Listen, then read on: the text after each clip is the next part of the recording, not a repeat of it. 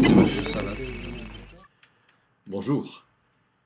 La question qui m'est posée aujourd'hui, c'est quelle est l'œuvre du Saint-Esprit chez quelqu'un qui ne fait que de vivre dans le péché?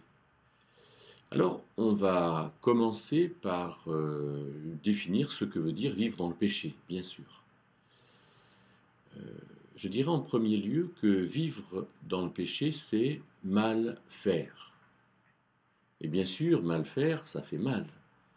C'est-à-dire que vivre dans le péché, on devrait tous s'en rendre compte, parce que quand on fait mal, on se fait mal.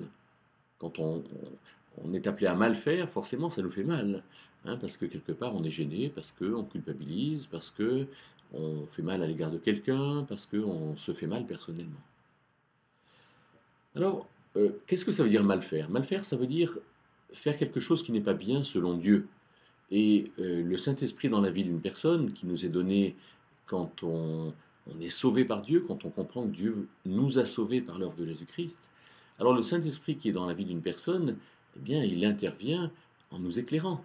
Un peu de la même manière que la lumière éclaire dans une pièce et qu'il suffit d'ouvrir les volets et pour se rendre compte de ce qui est bien ou de ce qui n'est pas bien.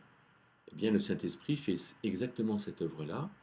Et donc, mal faire, c'est ne pas tenir compte de ce que Dieu nous enseigne à faire, il nous montre. C'est pas que Dieu nous dise fais ça, fais ça, fais ça de manière stricte. C'est plutôt que quand on se propose de faire ça, Dieu dit ah, ça, c'est pas bien, c'est bien ou c'est pas bien, c'est vrai ou c'est pas vrai, c'est opportun ou c'est pas opportun. Ça te fera du bien ou ça ne te fera pas de bien. Alors, donc, mal faire, c'est ne pas faire selon la volonté de Dieu, mais c'est aussi, par exemple, se couper de Dieu. Hein, c'est ne pas prendre un temps de méditation, un temps de réflexion, un temps de lecture biblique, un temps de connaissance de ce qui est bien et de ce qui n'est pas bien. Ne pas s'intéresser à ce que font les autres. Et de ce fait, quand on se coupe de Dieu ou quand on fait mal, alors on prend l'habitude de mal faire. Ça, c'est pas vraiment indiqué. Hein, une habitude, c'est une somme d'actions. Hein, quand je fais 50 fois la même chose, eh bien, je prends l'habitude de le faire. Si je ne savais pas bien parler devant un parterre de 200 personnes, alors la première fois je suis impressionné.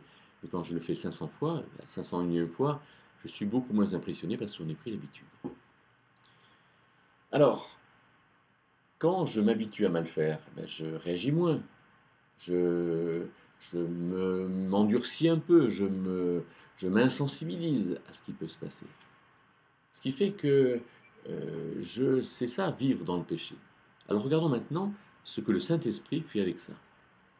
Alors écoutons les paroles du Seigneur Jésus, qui dit en Jean 16, verset 9, qu'à propos du Saint-Esprit, du Consolateur qu'il envoie, alors il vous convaincra de péché, dit Jésus à l'égard de ceux qui ne croient pas. De péché, de justice, de jugement. De péché pour être repris parce qu'ils pêchent, de justice pour comprendre qu'ils peuvent devenir justes, de jugement pour comprendre qu'ils vont être jugés s'ils ne deviennent pas justes, s'ils ne sont pas justifiés par Dieu.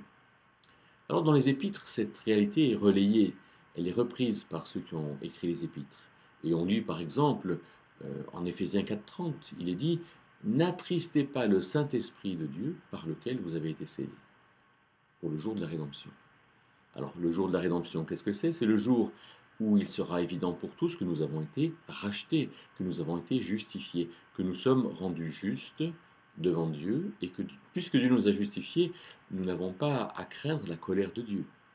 Bien. Nous avons été donc scellés, nous dit Éphésiens 4,30, par le Saint-Esprit. Nous appartenons à Dieu.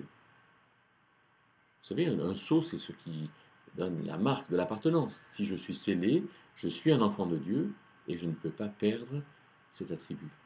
Il m'est donc dit dans Éphésiens 4,30 de ne pas attrister le Saint-Esprit de Dieu par lequel j'ai été scellé.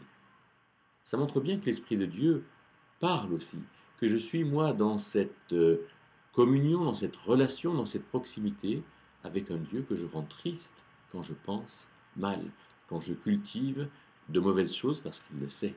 Et c'est ça qui me fait du bien, c'est cette présence triste de Dieu qui se manifeste en moi par le Saint-Esprit.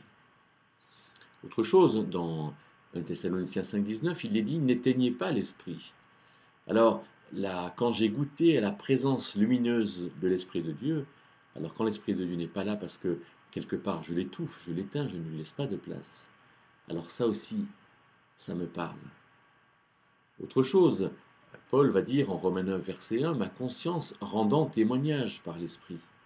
Alors si, quand je vis dans le péché, alors je ferme par ma conscience cautérisée, par le fait que je ne veux pas entendre ce que l'Esprit me dit, alors il y a quelque chose qui me manque. Moi je suis quelqu'un, tout homme, toute femme est fait, nous sommes faits pour que notre conscience soit vivante, et c'est comme ça qu'on se trouve bien. Et c'est comme ça qu'on peut sourire intérieurement, être satisfait de ce qu'on fait et continuer à vivre de manière belle et bonne. Alors avec tout ça, soyons heureux à notre égard et heureux à l'égard des autres parce que Dieu parle, parce que l'Esprit de Dieu s'adresse à tous, y compris à ceux qui résistent.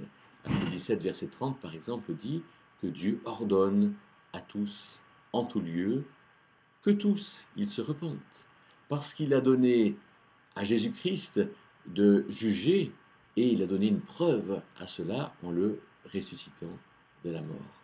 Soyons donc réconfortés, Dieu s'adresse à tous, et donc ne soyons pas en souci pour les autres, mais par contre soyons aussi là pour aider les autres éventuellement à tenir compte de ce langage de l'Esprit.